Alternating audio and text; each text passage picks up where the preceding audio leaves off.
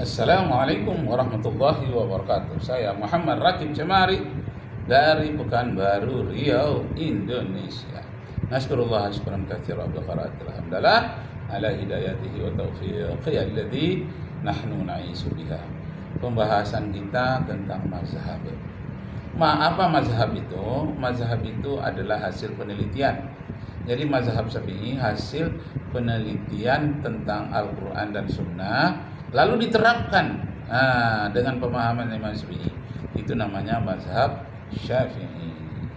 Kemudian Albani, dia hafal Al-Quran, hafal ribuan hadis, lalu dia terapkan kepada masyarakat. Bagaimana dia menggali Albani itu dari Al-Quran dan hadis, dia terapkan hasil terapan yang dia pilih, ikhtiyat secara berhati-hati. Hasil ikhtiyatnya itu disebut dengan mazhab Albani. Begitu juga tentang mazhab Bin Bas. Bin Bas ini karena dia seorang mufti, dia hafal Al-Quran 30 juz semenjak dari umur 7 tahun, hafal dia ribuan hadis, lalu Bin Bas berfatwa sesuai dengan yang diterapkannya, dan dari hadis Al-Quran yang telah dipertimbangkan, ditelitinya, lalu dia terapkan. Itu namanya mazhab Bin Bas. Sekarang kita diserahkan mau milih yang mana? Apakah milih mazhab Imam Syafi'i, apakah milih mazhab Nasruddin Albani, atau pilih mazhab Bin Bas? Kalau kita memilih salah satunya memang lebih meyakinkan menurut penilaian ulama-ulama, jangan menurut penilaian kita pribadi, tapi ulama-ulama yang lebih paham. Itu silakan kita ikut berdasarkan ayat Al-Qur'anul Karim, fas'alu ahlaz zikri in kuntum la ta'lamun. Bertanyalah kamu kepada orang yang ahli dalam bidangnya jika kamu tidak tahu. Jadi kalau bertanya tentang fikih, tanyalah kepada ahlinya yang 4 mazhab itu. Kalau mau tanya tentang akidah, tanyakanlah kepada ahlinya khusus meneliti tentang akidah, yakni Abu Hasan Al-Asy'ari dan Abu Mansur Al-Maturidi. Dan kemudian ada juga ulama-ulama terakhir ini yang juga mendalaminya, tapi tak seperti kekuatan ulama sebelumnya. Apa pentingnya mazhab itu? Karena pentingnya kita mengambil hasil penelitian yang ikhtiyat, yang sangat teliti dari imam-imam terdahulu. Jadi Ibnu Taimiyah itu dia bermazhab sebetulnya. Mazhabnya mazhab Hambali. Muhammad bin Abdul Wahhab bermazhab juga mazhab Hambali. Imam Bukhari bermazhab juga mazhab Syafi'i. Imam Nawawi bermazhab juga bermazhab Syafi'i. Perbedaan antara mazhab ini hanya perbedaan kecil-kecil saja. Jangan dibesar-besarkan, Pak. Nanti kita sendiri yang menjadi musuh dengan sesama kita. Musuh kita terlalu banyak, Yahudi, Nasrani di dunia ini, tambah lagi orang ateis, orang liberal. Banyak musuh kita, orang Khawarij. Karena itu mari kita bersatu. Pemahaman yang kecil-kecil ini kita satukan saja. Tidak ada perbedaan yang terlalu besar. Tidak ada terlalu besar perbedaannya. Yang kecil-kecil saja disebut dengan fura'. Jadi bukan perbedaan usul, tapi fura'.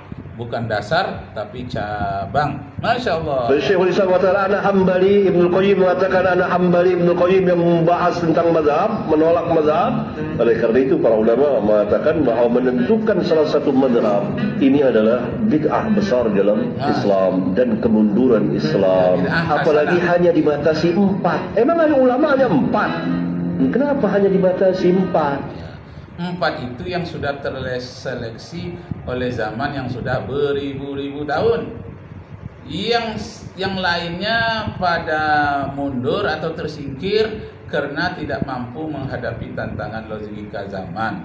Yang sudah tersingkir itu diantaranya mazhab Abu Daud Az-Zahiri, sudah tersingkir, mazhab Ibnu Taimiyah sudah tersingkir. Nah, sekarang ini yang belum tersingkir, yang hujahnya begitu kuat, tidak mampu untuk disingkirkan.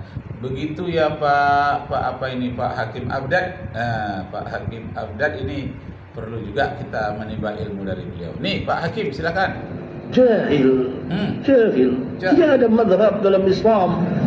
Syekhul Islam bin Taimiyah Hanbali wa Salafi fil aqidah. Nah, ini yang langsung Syekhul Islam Ibnu Taimiyah, beliau adalah mazhab Hambali yang diikuti oleh Salafi. Ini Imam bin Baz. Nah, kenapa Imam bin Baz ini ditantang oleh Hakim Abdad? Berarti Hakim Abdad ini merasa lebih menjadi imam mazhab, lebih hebat daripada ulama-ulama Hambali. Masya Allah, terdengar. لا مانع أن الإنسان يكون متبعا لمذهب في الفقه ولكنه في العقيدة على مذهب السلف. Nah, Jahil. Tidak ada madhab dalam Islam. ulama dari Arab Orang ini ngajinya benar atau sesat? Assalamualaikum warahmatullahi wabarakatuh. Nah, ini dia. Penyimpangan Ibnu Taimiyah dalam masalah akidah. Nah, itu. Nah, kemudian saya ada juga buku yang sempat saya tampilkan juga, buku yang secara sharih menyebutkan bahwa Ibnu Taimiyah laisa Syekhul Islam. Ibnu Taimiyah bukan Syekhul Islam. Masya Allah. Yang perlu saudara-saudara catat, orang yang mengatakan Ibnu Taimiyah bukan Syekhul Islam itu tidak menafikan kealimannya, tidak menafikan kontribusinya, tidak menafikan kemuslimannya, sudah pasti itu. Tapi yang dikritik itu adalah kita sekarang menjumpai pengikut-pengikutnya yang seolah-olah kalau Ibnu Taimiyah berkata, maka itulah ajaran Islam, karena dia adalah Syekhul Islam. Seolah-olah pandangan Ibnu Taimiyah itu dalam berbagai masalah menjadi perwakilan dari Islam itu sendiri. Nah, Syekhul Islam, Hujjatul Islam.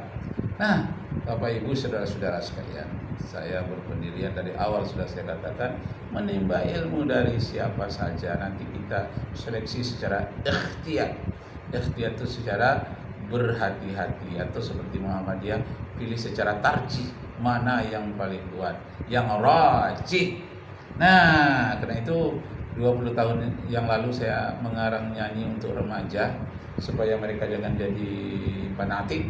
Saya katakan begini, sengaja aku bertanya kepadamu, berbeda mazhab, berbeda guru, bisakah menyatu? Salafi Albani itu guru, sama-sama cerdas berbagi ilmu. Syafi'i dan Albani itu guru, sama-sama cerdas berbagi ilmu. Ibnu Taimiyah dan Syafi'i itu guru, sama-sama cerdas berbagi ilmu. Jadi Ibnu Taimiyah ini masuk ke penjara itu karena memang keras beliau itu. Keras pendiriannya. Jadi bedanya dengan ulama-ulama lain, dia terlalu memaksakan pendapatnya secara keras. Nah, sedangkan ulama-ulama lain tidak. Siapa yang suka ya ikutkan. Kalau nampaknya bertentangan dengan hadis, tinggalkan pendapatku. Imam Syafi'i ini rendah hati dia. Artinya tak satu pun fatwaku itu yang bertentangan dengan Al-Quran dan hadis. Nah, tapi kalau kalian temukan juga bertentangan dengan hadis yang sahih, tinggalkan pendapatku. Itulah rendah hati. Itu tidak terdapat pada Albani. Ungkapan itu tidak terdapat pada Ibnu Taimiyah. Kenapa? Karena mereka tinggi hati, memaksakan kehendak. Nah, itulah sebabnya Ibnu Taimiyah sampai masuk penjara. Berikut ini saya mendapatkan informasi tentang Ibnu Taimiyah dari Ustadz Nuruddin, ya, seorang dosen di Jakarta. Umurnya juga masih muda-muda, tapi seleranya tinggi, jiwanya ikhlas, dan ungkapan-ungkapannya lebih tajam daripada ungkapan saya. Jadi saya yang sudah hampir umur 70 tahun ini masih menimba ilmu, bahkan berguru lah pada ustadz-ustadz ini yang umurnya paling ya 30-an atau mungkin 20-an tahun gitu ya. Saya hampir 70 tahun. Masya Allah, Allahu Akbar, Allahu Akbar. Nah, saya takut terjebak kepada ayat Al-Quran yang menyatakan Qul hal nunabbi'ukum bil akhsharina a'mala alladhina dhalla sa'yuhum fil hayatid dunya wa hum yahsabuna annahum yuhsinuna sunnah. Perlukah? Sampaikanlah kepada orang-orang ini, beritakanlah siapakah orang yang paling rugi di dunia ini. Padahal amal dia banyak, yaitu orang yang tersesat dalam memahami agama. Hanya bergantung kepada harfiah saja. Tidak tahu ada yang kata-kata sindiran di belakangnya. Hanya memahami yang tersurat, tapi tidak tahu dia apa yang tersirat dan apa yang terseret. Jadi ada yang tersurat, ada yang tersirat, yang terseret. Apa dia? Jangan hanya yang tersurat saja. Itu kalau yang tersurat saja, dhalla sa'yuhum fil hayatid dunya, akan tersesat dalam hidup di dunia. Dhalla sa'yukum fil hayatid dunya wa hum yahsabuna annahum yuhsinuna sun'a. Mereka menyangka telah berbuat baik, yang amal yang banyak berbuat, sudah ikhlas menuduh orang ke sana kemari, bid'ah. Itu menurut mereka perbuatan yang baik, padahal mereka itu telah tersesat dari jalan Allah. Dhalla sa'yuhum fil hayatid dunya wa hum yahsabuna annahum yuhsinuna sun'a.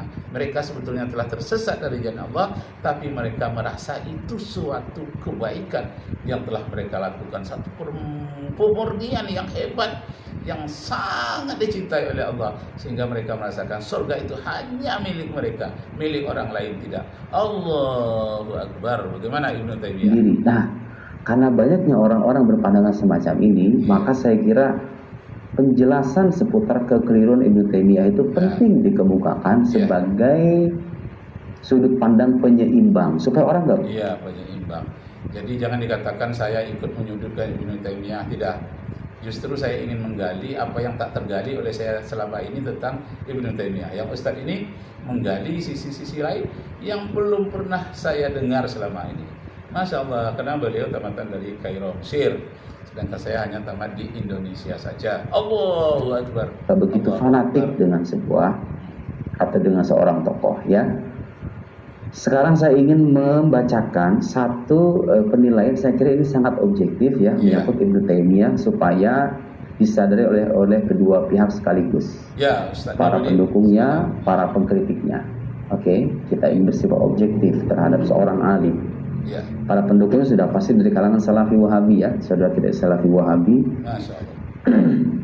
Memandang bahwa Ibnu Taimiyah itu adalah Syekhul Islam seolah-olah satu-satunya, sehingga apapun yang dikata Ibnu Taimiyah kemudian orang mengkritiknya, seolah dia mengkritik hal yang dasar dalam ajaran Islam. Nah, jangan seperti begitu ya. Ya. Silakan. Ini saya kutipkan dari Syawahidul Haq fil Istighatsah bi Sayyidil Khalq, karangan Yusuf An-Nabhani, seorang ulama Ahlussunnah wal Jamaah. Masya Allah. Dan masalah kita sekarang itu sebetulnya dengan pengikut-pengikut Ibnu Taimiyah yang suka menyesatkan kelompok Asy'ariyah, Maturidiyah, para sufi.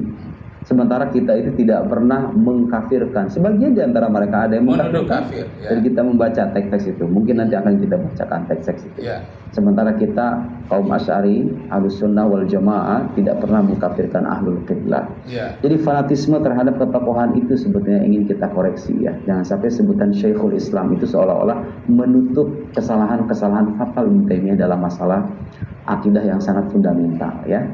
Kata Syekh An-Nabhani, ya'lam anna al-Imam Ibn Taimiyah huwa fil alam kal bahril ajaj al-muttalatin bil amwaj.